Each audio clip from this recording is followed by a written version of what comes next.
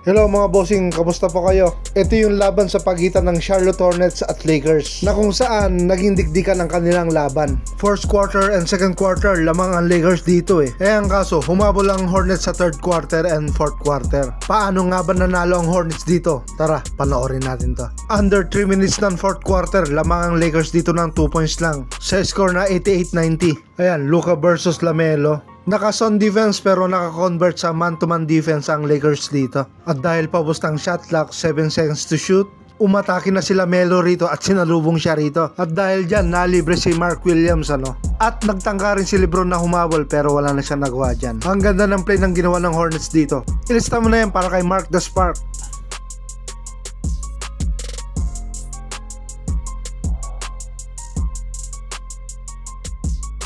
Dahil dun sa magandang play ng Hornets na yun nag-all na sila. All 90 ang score, ni Duli maka-score ng Lakers dito. Ayan, si LeBron at saka si Hayes, 2-man game uli sila rito. Pero walang nangyari sa play nito dahil maganda ang depensa ang pinapakita ng Hornets. At dahil paubos na naman ang shot clock, papunta na sila kay Luka para mag-isolation pero wala rin nangyari.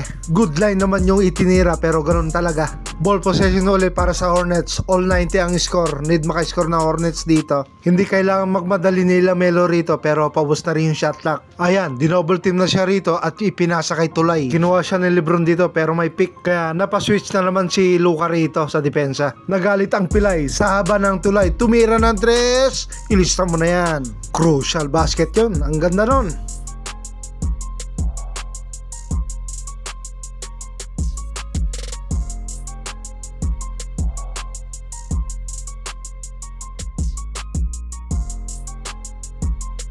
Under 2 minutes mark ng fourth quarter, ayan. Diyan magaling si LeBron sa pick and roll May dalawang kakampi na nasa corner at isa sa wing. Ang ganda ng pasa ni LeBron sa roll ni Hawks, eksakto. Kaya ilista mo na yan.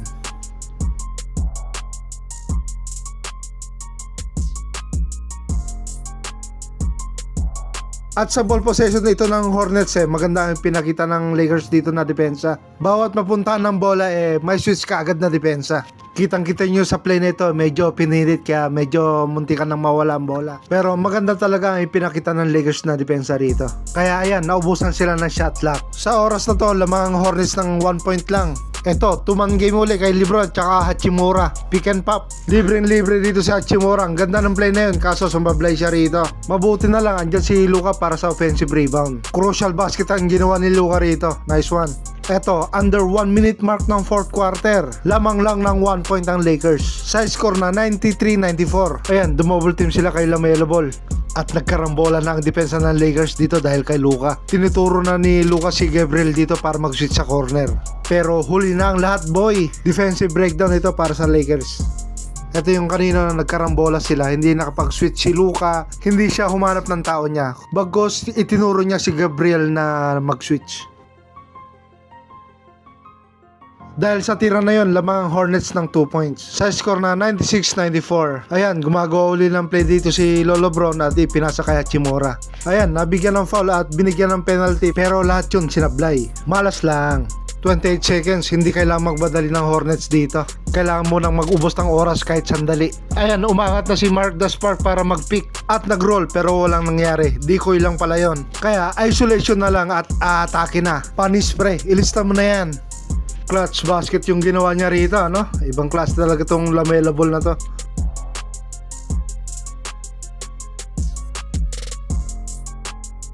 (94-98) lamang ang Hornets. Last 14 seconds. Dalawa lang naman ang pupunta ng bola dito. Either LeBron o kaya kay Luka. Pagdating sa crucial, hindi pa kakabog si LeBron dyan. Grabe sa crunch time itong si LeBron. Last 6 seconds. Pinilit nila rito na maka-steal pero foul na lang. At syempre, na-foul nila si LaMelo na may 82% sa free throw. Kaya ilista mo na yan para kay LaMelo. 3 points lang ang lamang ng Hornets dito. Kaya ang titira niyan, walang iba kundi si LeBron James. Ilista mo na yan.